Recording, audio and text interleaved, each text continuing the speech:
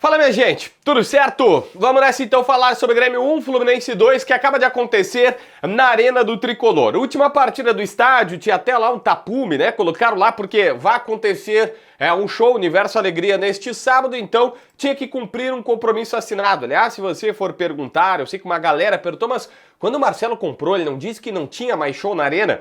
Esse show estava assinado, compromisso firmado. E eles fizeram questão, mesmo que, por exemplo, o Marcelo tivesse condições de cancelar e pagar a multa, por uma questão de honrar um compromisso que é do clube, que tem uma emissora de rádio, contratou shows e tudo mais, e que já tinha toda uma estrutura para aquele local, o Grêmio disse, olha, esse último que está assinado vai ser cumprido. Depois não tem mais nenhum show na Arena. Disse o Marcelo Marques lá atrás que show só do Grêmio a partir de agora.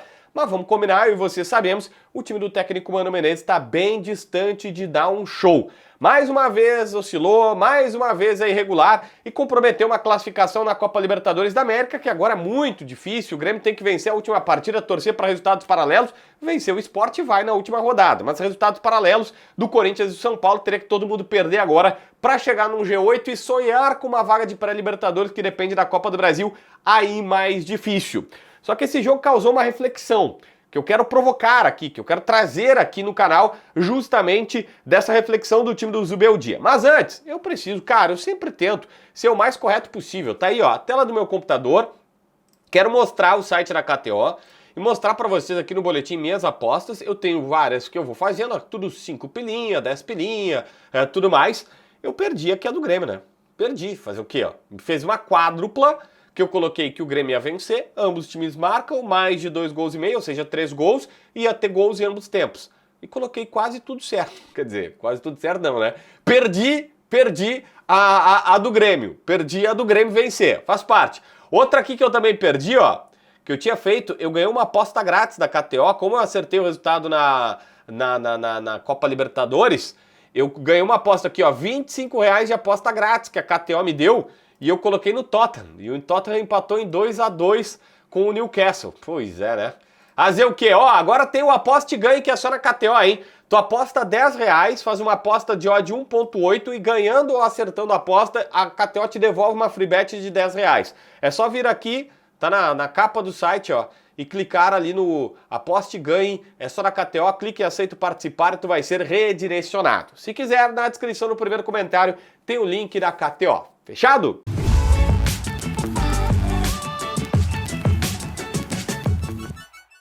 Gente, a reflexão que eu quero fazer é que do outro lado tinha o Zubeldia, que entrou a menos de um turno no Fluminense e tá levando os caras para a Libertadores da América. E a vaga dele deve ser direta. Hoje os caras são quinto colocados, ainda tem um campeonato para terminar, tem mais um jogo pela frente, mas o Zubeldia fez o Fluminense jogar bola.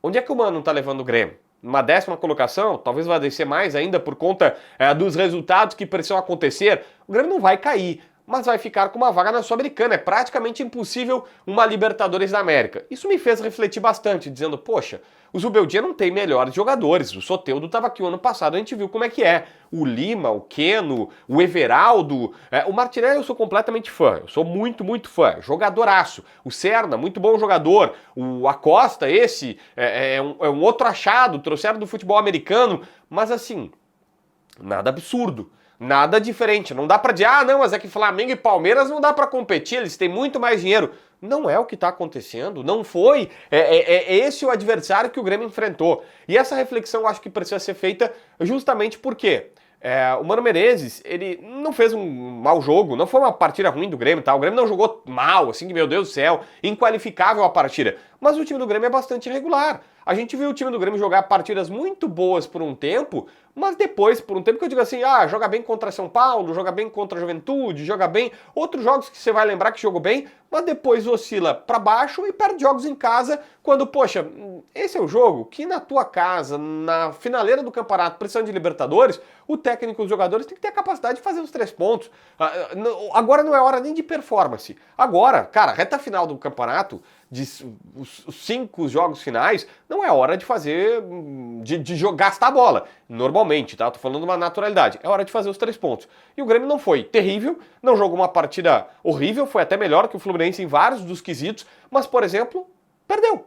Perdeu por erros que o Grêmio tá cometendo. E se tu olha pro Fluminense, cara, eu vou só citar uma coisa. O poder de recomposição desse time do Zubeldia, que ele abre para atacar e ele vem se fechando rapidamente, cara, os caras eles fazem uma recomposição tão rápida que tu diz assim, poxa, ele tem trabalho. Ali tem um bom trabalho, tem alguma coisa interessante dos caras que, vamos lá, tá custando para acontecer no Mano Menezes. A renovação do Mano agora, por conta dessas oscilações todas de joga bem, joga não tão bem, joga mal, aí depois joga bem de novo e tal, a renovação ela tá sob suspeita, ninguém sabe se vai acontecer, se vão no Luiz Castro ou vão em outro treinador, e mais do que isso, o Mano, se a gente olhar, bom, a direção pode renovar com ele, mas vai ser uma projeção de que ele vai melhorar as coisas no próximo ano. Eu já tenho falado recentemente, o trabalho do Mano tem uma qualidade que ele vai de menor a maior, como dizem os argentinos, que seja, ele tá aumentando, só que é um aumento gradual, assim, tá sendo lento, sabe? Ele tá demorando para dar aquele espichão. Por quê? É isso que eu te disse, quando tu acha que vai, o time dá aquela, né, oscilada de não jogar tão bem. Eu preciso falar aqui pontualmente sobre alguns jogadores, tá? O Volpi falhou feio no primeiro gol e depois deu quase que um outro gol para o Fluminense.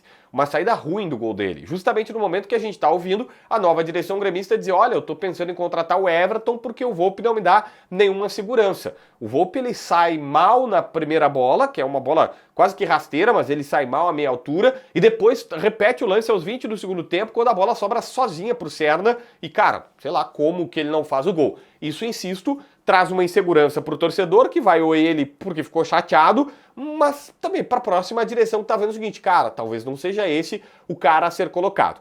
Registro aqui que no segundo gol a falha maior foi do Marlon. Todo mundo, era o Dodi, acho que era o Wagner Leonardo que estava ali, ou era um outro zagueiro, Gustavo Martins, mas não importa, e o Marlon chegou. Tipo, todo mundo no portador da bola, parecia jogo de criança, assim, que tava todo mundo, sabe, todo mundo vai onde a bola tá. E aí o que acontece? Foi todo mundo ali, é só tocar no Soteldo que tá ali do lado, né? Aliás, lei do ex, né? O Soteldo não tava jogando nada com o Fluminense até agora.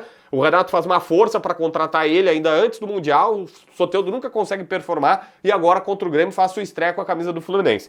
E aí o Marlon deixa o Soteldo sozinho, uma falha de marcação. Algumas questões importantes aqui foram, por exemplo, Mano Menezes começa com o Alisson na direita, Pavon na esquerda e o William centralizado. Eu já começo dizendo o seguinte, o William fez a pior partida dele com a camisa do Grêmio. Centralizado não deu certo nunca. Eu tenho algumas questões que eu fico pensando se poderiam ser. Olha, o Pavon não é o Amuso. O Amuso ele sai da ponta e ele vem mesmo. Ele vem pro meio e aí se soma quem tá ali no meio e ajuda ficando mais perto. O Pavon ele não faz tanto essa jogada para vir pro meio. Ele faz a jogada na ponta esquerda, que até puxa pro meio. Se tu olhar, o primeiro gol do André Henrique, ele corta pro meio e bate e faz o cruzamento. Só que ele não se soma a um jogador do meio campo, não sei se eu consigo entender. Ele faz a jogada na ponta esquerda, até trazendo a jogada pro meio, a bola pro meio, mas ele não vai. E talvez não ter uma presença física para tabelar e estar mais perto, abaixou o futebol do William. É a conclusão que eu chego. O Mano Menezes, quando coloca o Cristaldo, eu imaginei o seguinte, no metade do segundo tempo, eu falei, bom, agora o William vai voltar para a ponta esquerda, que é onde ele joga bem, e o Cristaldo vai ser centralizado. Não, o Mano Menezes tenta empurrar o Arthur mais para perto dele, para ver se ele consegue fazer algum tipo de triangulação ali, mas não dá certo, sabe? Não dá. E o Cristaldo entra mal também, acaba não jogando bem.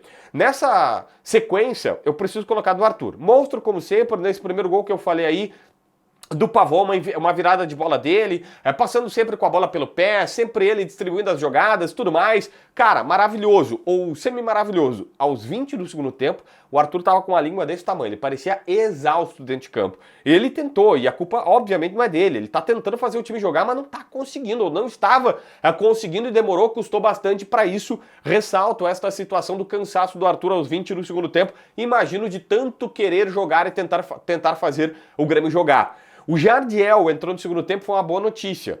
O André Henrique, ele marca 2 gols, um impedido por centímetros, o outro que valeu de cabeça, embora tenha perdido um gol há pouco tempo ali, e tem alguns lances que... Cara, algumas movimentações dele que tu olha assim e diz, é menos do que o Bright White, é menos do que o Carlos Vinícius, e se o Grêmio que tem proposta por ele, se efetivar a proposta da Turquia, acho que é uma venda que não vai fazer assim, nossa, a gente vai ter protesto na arena por conta do jogador, eu acho que é um jogador ok, não é necessariamente, eu prefiro muito mais apostar numa continuidade o Jardiel, que meteu uma bola no travessão, do que necessariamente nele. Confesso que achei o Jardiel meio fortinho demais. No biotipo, eu só tô falando do olhômetro, eu não tenho acesso aos dados, mas no olhômetro ele parecia mais forte do que deveria. Você tá entendendo? Ele parecia parrudão. Não sei se é uma boa. No biotipo, recebeu uma bola, cara, um pouquinho mais pro lado da marca do pênalti, fuzilou, meteu no travessão. Vou tratar por ser garoto como, cara, infelicidade, aconteceu, não foi tão boa assim a vida dele. Cristaldo entrou mal, na ponta esquerda, não é a dele. O Aravena eu quase não percebi que entrou. O Edenilson até que foi bem, entregou um gol que o Gustavo Martins acabou perdendo, obrigou o Fábio a fazer uma grande defesa. Sobre o primeiro gol do Flu estar impedido ou não, aquelas polêmicas de arbitragem que eu digo, tento sempre falar menos ou não falar, ou no máximo deixar para o final para não virar só arbitragem, né? Mas só para registrar aqui, cara, eu não tenho a tecnologia, a sensação, se eu olhar, a sensação é que o corte da grama mostra que o jogador do Fluminense está dando condições. Aliás, perdão, tá impedido no lance, né? Que é o gol do Fluminense, o primeiro gol. Parece que é um gol irregular. Mas, cara, eu não tenho a tecnologia, eu trabalho com televisão, eu sei como é que é o ângulo da câmera que favorece ou não, e a gente acaba não tendo a visão. A boa notícia dessa história é o seguinte, cara, vai ter impedimento semiautomático no ano que vem, provavelmente essas pautas vão todas morrer e a gente vai passar para outras, e vai ter outras para falar sobre futebol, ou até polêmicas de interpretação da arbitragem, mas essa do impedimento com semiautomático finalmente chegou no futebol brasileiro, tá bom? Se inscreve no canal, assina a notificação, deixa teu like, comenta aqui embaixo para ver mais vídeos.